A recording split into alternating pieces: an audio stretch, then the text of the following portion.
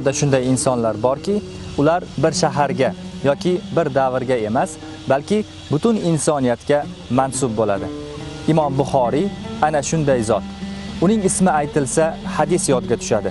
Uning ismi aytilsa, ishonch, omonat, aniqlik va mas'uliyat yodga tushadi. Asrlar almashdi, zamonlar o'zgardi, ammo Imom Buxoriy qoldirgan ma'naviy meros qadri zarracha kamaymadi. Chunki bu meros vaqt sinovi bilan emas, balki haqiqat va ishonch mezoni asosida yashab kelmoqda. Bugun Samarqandda barpo etilgan muhtasham majmua ana shu merosga bo'lgan hurmat va sadoqatning yorqin namunasidir.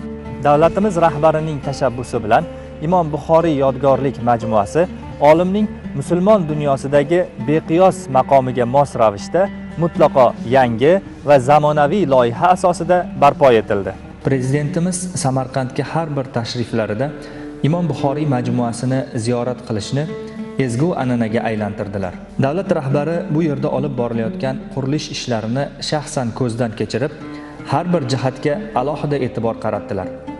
Majmuaning ma'naviy va me'moriy qiyofasini yanada yuksaltirish bo'yicha aniq va muhim ko'rsatmalar berib bordilar. Yangidan barpo etilgan Imom Buxoriy majmuasi o'tmishni shunchaki eslash uchun emas, balki uni chuqur anglab, kelajakka bog'lash maqsadida qurildi. Bu yerda har bir me'moriy yechim, har bir mayda tafsilot ulug' merosga bo'lgan hurmat va ma'naviy uyg'unlikni aks ettiradi. Majmua tarkibida Imom Buxoriy maqbarasi, mahobatli masjid va zamonaviy texnologiyalar asosida tashkil etilgan innovatsion muzey joy olgan. Ushbu majmuani hech ikkilanmay ilm, tarix va zamonaviy tafakkur uyg'unligi ramzi deb atashimiz mumkin. Qurilish ishlari o'z nihoyasiga yetib, hozirda bezak berish ishlari davom etmoqda. Yangi loyiha doirasida majmua hududi kengaytirilib, ayni paytda uning umumiy maydoni 44 gektarga yetdi. Mo'tabar maqbara, 10 ming namozxonni o'z ichiga oluvchi ko'rkam masjid, ma'muriyat binosi, muzey, kirish va chiqish ayvonlari qurib bitkazilgan.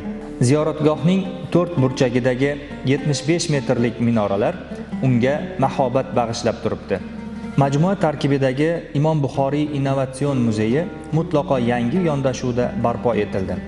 Muzey islom olamida muhaddislar sultoni deya e'tirof etilgan Imom Buxoriyning hayoti va ilmiy merosi islom ma'rifati rivojiga qo'shgan hissasini namoyon etadi.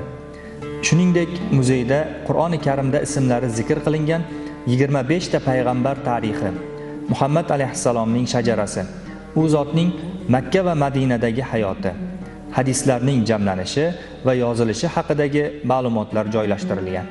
Muzeyga kelgan odam ko'z oldida payg'ambarimiz hayotlari yanada jonliroq gavdalanadi.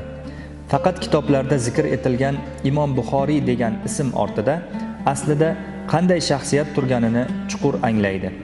Bu yerga kelgan ilm tolibi haqiqiy ilm qanday hosil qilinishini Imom Buxoriydan o'rganadi.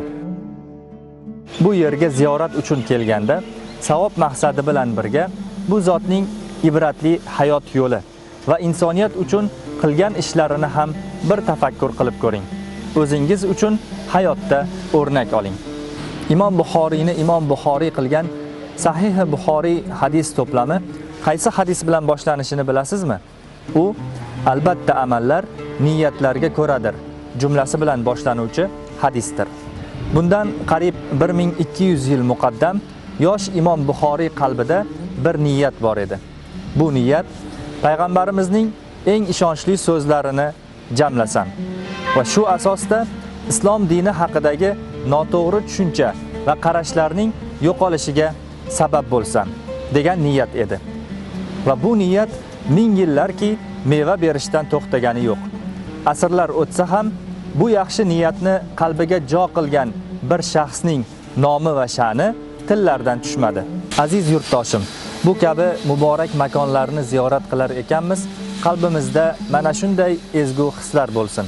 Ajdodlarimizning ibratli hayotlaridan o'zimizga namuna olib, yaxshi niyat va yaxshi amallar uzra bardavom bo'laylik.